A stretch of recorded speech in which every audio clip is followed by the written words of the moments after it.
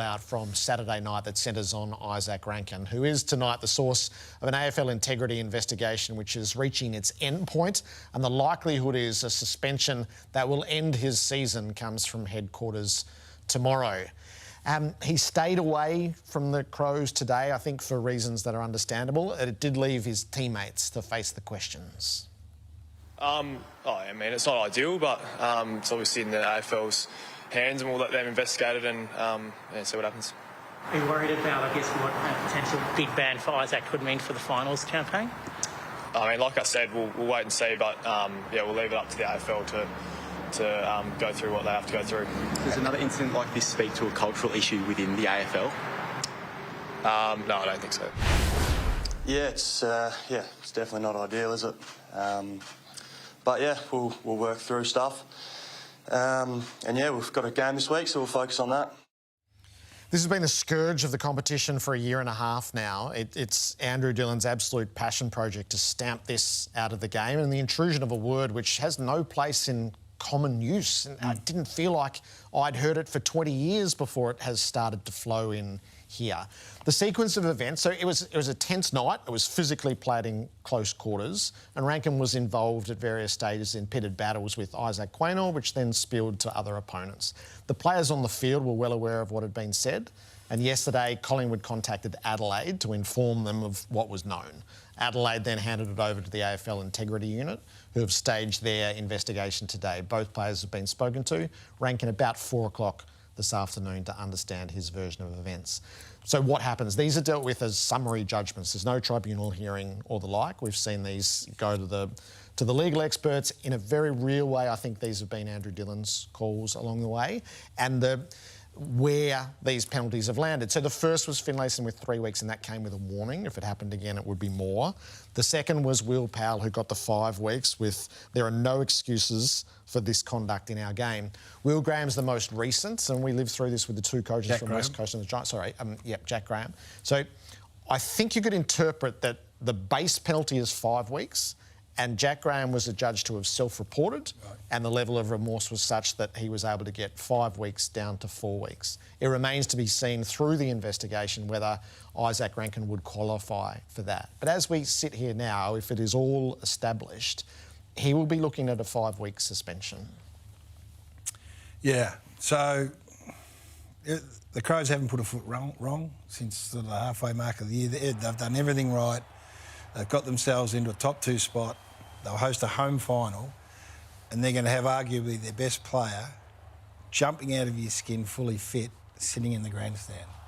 That's a worst case. That's a worst case scenario for any club, and I've got no sympathy for him. I understand how it happens. I understand that, but this is not sympathy for Izak. This is sympathy for the Adelaide Footy Club, who couldn't imagine they find themselves in this situation after one of their great wins against a club they haven't been able to beat, and they're premiership favourites for a reason. They've got a city behind them, and now fighting fit, sitting in a stand, Izak Rankin, that's nearly the worst case you could hope for.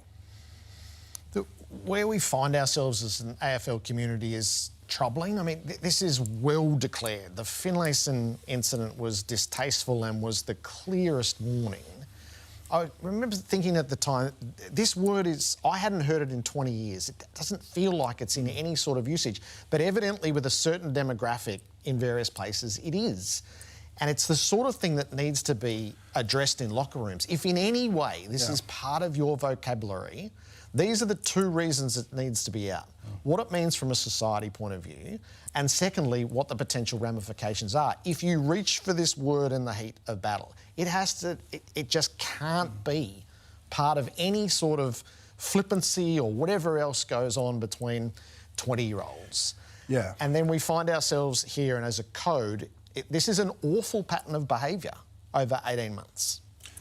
So the code is doing its best to stamp it out. It's the players now that need to lead the way and take responsibility. Now, everything you say is right, but I can't guarantee you that it won't happen again, Jared, because that's what happens in these games, in this battle. Again, it's not sympathy or an excuse, but they will reach for a word. And, you know, we're hoping in 5, 10 years' time it's never heard again. But it would appear that it is still being used enough to know that, in these heightened senses of an AFL field, you say things that you don't mean. Well, I hope he doesn't mean it, and you're remorseful, but that happens.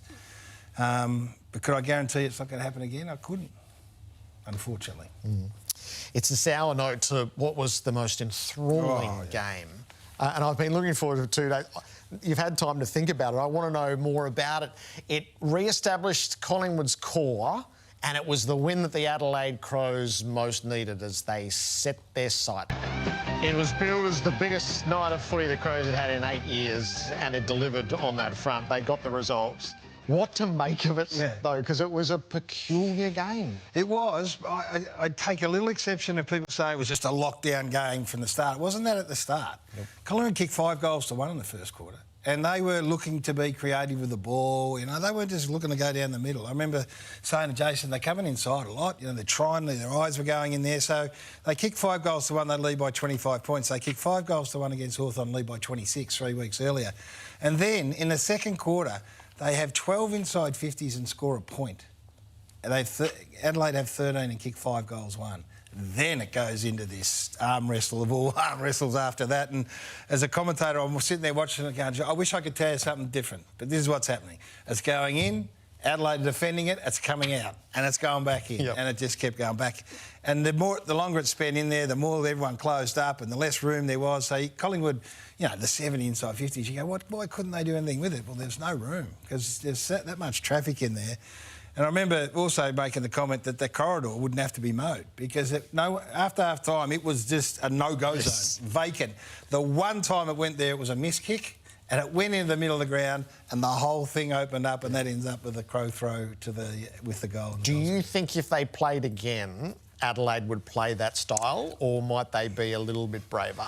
Remains to be seen, but I think they were content to be able to show that they can slug it out because Collingwood were in it for this, to do exactly that, and to win ugly. Adelaide did it, and they did it well in the end.